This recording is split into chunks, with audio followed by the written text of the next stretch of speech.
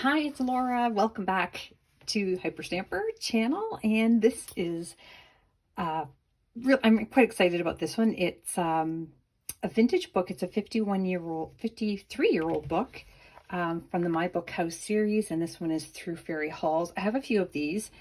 They're hard to give up, but I put this one together because I've been collecting fairy related ephemera for quite a while now, and I have enough to do a few journals. So I put some wonderful little vintage droplets on here that match the fairy's wings. I've got some beautiful vintage lace and crochet down the side here with a bit of netting or toile. I forget what that's called, sorry. Yeah, so it's a good size book as well. This one is 7 by 9.5. So really good size, and I'm going to take you on a little journey inside. I've kept the original first pages, which are just, well, it speaks for itself. Colorful, wonderful, vibrant as it was 53 years ago. And I made these pockets out of this one is from 1930s, and it's actually a split page, just flipped the one side over because it had more fairies on the bottom. So I've got this lovely Fables and Fairy Tales picture up here. Look at how beautiful that is. And down here you'll see some fairies in the little bubbles in the corner. Aren't they sweet? In the pockets from a different children's book. Actually, this is from another Up the Fairy or Through the Fairy Halls book, but a 1937 edition. And I just love that this little elf is flying away with the mushroom. And up here, because fairies are sort of intertwined with mushrooms, I have this vintage gardening book mushroom image here. So I thought that was kind of fun. Here's the first pages of the book. Again, these lovely fairy images. There's the publication date, 1971. And this is from a 1920s book, children's book, A Nightlight Fairy. I've just put some of this really fun wiring with little ribbon roses down the side and some pearls, some ribbon, but a sweet little set of images. I love this one because this little girl here is holding an elf fairy, and some child over the last 100 years or so has put little crayon marks in. It looks like she was experimenting with mixing colors, which I just think is so sweet. And again, this is from the 1937 edition. And here is just an antique book page that I liked, that muted green in there, and a little verse here about fairies. And I've got a really pretty little butterfly droplet there, the little pearl droplet.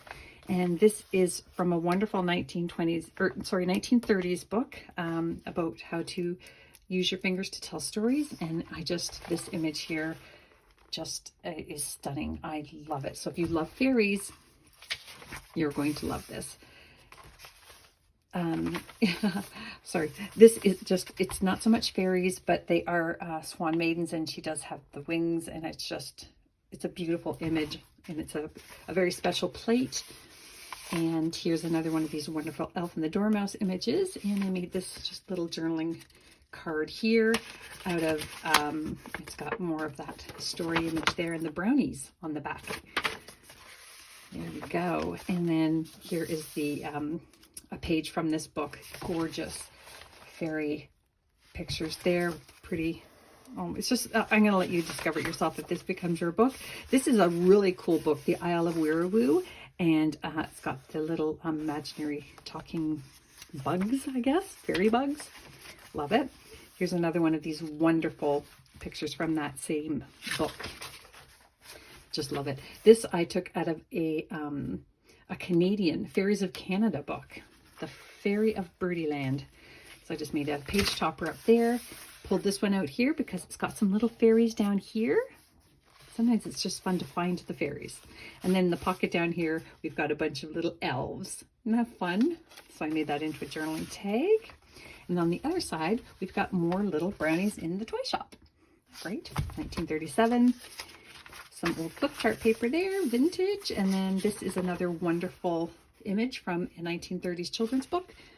Is that great? Just made a little journaling card down here. And of course, we've got the little fairy here by the fireplace on that one. And this is just a gorgeous image. It's not a fairy, but it sure did remind me of one.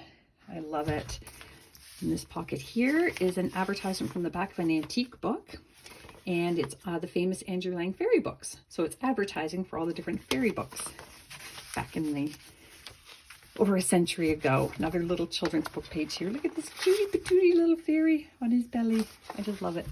And you have to have some flowers in a fairy book. So that's a vintage botanical book.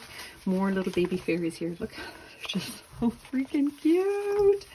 And that's just another wonderful children's book image. And this is a very old antique book page that I turned into a pocket. And this little fella here has got a little girl in his hand, and she's got a star there above her. So that's a nice journaling tag as well.